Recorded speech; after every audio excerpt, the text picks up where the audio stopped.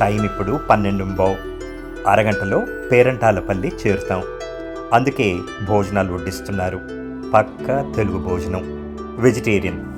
అయితే non veg curries కోరుకునే వాళ్ళకి non veg items, chicken, fish curries కూడా ఉంటాయి. అయితే దానికి మీరు సపరేట్గా డబ్బు చెల్లించాలి. టూరిజం డిపార్ట్మెంట్ వారికి ఒక చిన్న సూచన: కాలం మారింది, కాలంతో పాటు మనము మారాలి. భోజనాలు గిన్నెలు ఇలా నేల మీద పెట్టి వడ్డించడం చూడటానికే కాదు, భోంచేయటానికి కూడా ఇబ్బందిగా ఉంది. దయచేసి టేబుల్స్ మీద గిన్నెల్ని పెట్టి భవిష్యత్తులో వడ్డిస్తారని ఆశిస్తున్నాను. భోజనం పాత్రల్ని మనం నడిచే నేల మీద పెట్టడం సరైన పద్ధతి కాదు. నిజం చెప్పండి, ఈ దృశ్యం మీకు కాశ్మీర్ని గుర్తు చేయట్లేదు? భోంచేయటానికి ఎంత గొప్ప సెట్టింగో కదా. నాలాగా ఈ ట్రిప్ ఎంజాయ్ చేస్తున్న నా కో ప్యాసింజర్.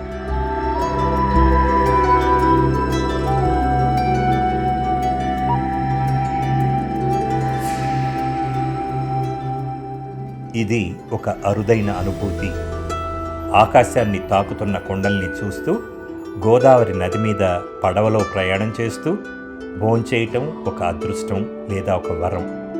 ఎన్నో సంవత్సరాల నా కల ఆఖరికి ఈరోజు నెరవేరింది.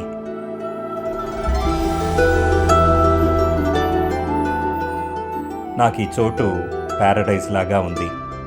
ఇదే అసలు సిసలైన స్వర్గం. ఈ రమణీయమైన పాపికొండల అందాల్ని చూస్తూ గతాన్ని మర్చిపోవచ్చు. ఇక భవిష్యత్తు గురించి అయితే బెంగే లేదు. లివ్ ఇన్ ద మూమెంట్ అన్నట్టుగా ప్రతి నిమిషాన్ని పూర్తిగా ఎంజాయ్ చేస్తున్నాను. పేరంటాలపల్లికి చేరుకున్నాం. పడవ ఇక్కడ అరగంట సేపు ఆగి మళ్ళీ రాజమండ్రికి బయలుదేరుతుంది. రాజమండ్రికి చేరేసరికి రాత్రి 7:30 అవుతుంది. అయితే మేం మాత్రం ఈ రాత్రికి ఒక గొప్ప ప్లేస్లో స్టే చేయబోతున్నాం.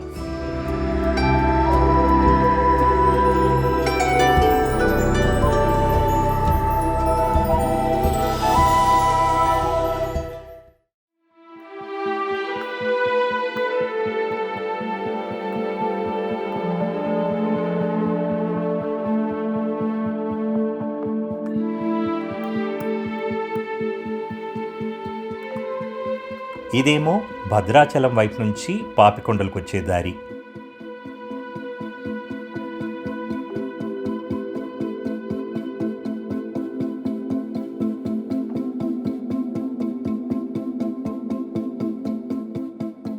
ఇది అడవి ప్రాంతం. చుట్టూ పెద్ద కొండలు, అడవి, అందమైన గోదావరి. అడవి ప్రాంతం కాబట్టి ఇక్కడ ఎక్కువగా గిరిజనులు నివసిస్తుంటారు. ఇక్కడ వాళ్ళు తయారు చేసిన హస్తకళలు అమ్ముతున్నారు. పేరంటాలపల్లి ప్రత్యేకత ఏంటా అని అనుకుంటున్నారు కదా. ఇక్కడ శ్రీ రామకృష్ణ ఆశ్రమం అనే ఒక గుడి ఉంది. గుడి అని పేరే కానీ అందరూ చెప్పేదేంటంటే ఈ గుడి కేవలం హిందువులకే కాదు, క్రైస్తవులు, ముస్లిములు, ఇంకా ఇతర మతాల వారు కూడా ఇక్కడ ప్రార్థనలు చేసుకోవచ్చు అంటారు. కొండలపై నుంచి కిందికి వస్తున్న ఓ చిన్న సెలయేరు. నీళ్లు స్వచ్ఛంగా ఉన్నాయి. అంటే కొండపైన మనిషి లేడని అర్థం. ఉంటే నీళ్లు ఇంత స్వచ్ఛంగా ఉండేవా? మీరే చెప్పండి. ఇదేనండి సర్వమతాల వారు ప్రార్థించుకోవటం కోసం ఉన్న శ్రీ రామకృష్ణ ఆశ్రమం.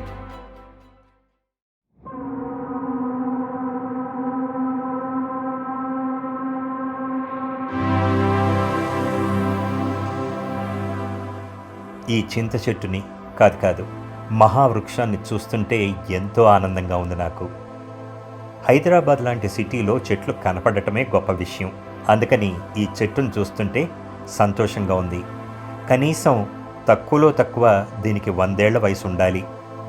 వేర్లను చూడండి ఎంత లావుగా ఉన్నాయో.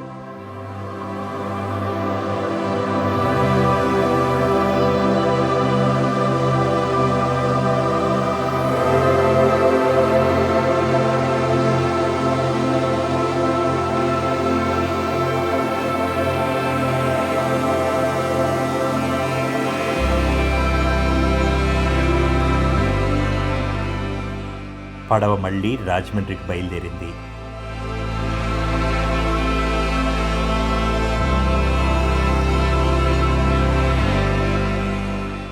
ఇంత దూరం వచ్చాక రాత్రి ఇక్కడ స్టే చేయకపోతే ఎలాగా? ఈ రాత్రికి మేము ఆంధ్రప్రదేశ్ అటవీ శాఖ వారి కాటేజ్లో స్టే చేయబోతున్నాం.